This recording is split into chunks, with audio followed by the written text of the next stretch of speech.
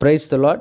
ఈ 2025 సంవత్సరపు క్రిస్మస్ శుభాకాంక్షలు మీ అందరికీ తెలియచేస్తూ ఉన్నాను. ఈ క్రిస్మస్ దినాల్లో మనం యేసయ్యని ఎలాగ ఆరాధన చేయాలో తెలుసుకుందాం. క్రిస్మస్ 10 ఆజ్ఞలు. క్రిస్మస్ను క్రీస్తు లేకుండా ఎక్స్మస్గా మార్చకూడదు.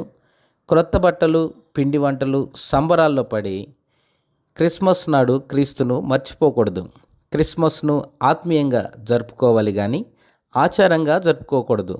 తిండికి, త్రాగుళ్లకు, తిరుగుళ్లకు క్రిస్మస్ను ఆసరాగా తీసుకోకూడదు. క్రిస్మస్ నాడు దేవుడు నీ కొరకు క్రీస్తును బహుమానంగా ఇచ్చెను గనుక నిన్ను, నీ కుటుంబాన్ని నేటి నుండైనా దేవునికి బహుమానంగా అర్పించవలెను. క్రొత్త బట్టలు ధరించలేకపోయినప్పటికీ దిగులు పడక క్రీస్తును ధరించానని సంతోషించవలెను. దేవుని మందిరంలో క్రిస్మస్ నాడు దేవుని వాక్యమునికే ప్రాముఖ్యతను ఇవ్వాలి కానీ పాటలకు, సంగీతానికి, నాటకాలకు కాదు. సమాధానం కొరకు క్రీస్తు ఈ లోకానికి పంపించబడ్డాడు గనుక ఎవరితోనైతే సమాధానం లేదో వారితో మనం సమాధాన పడాలి.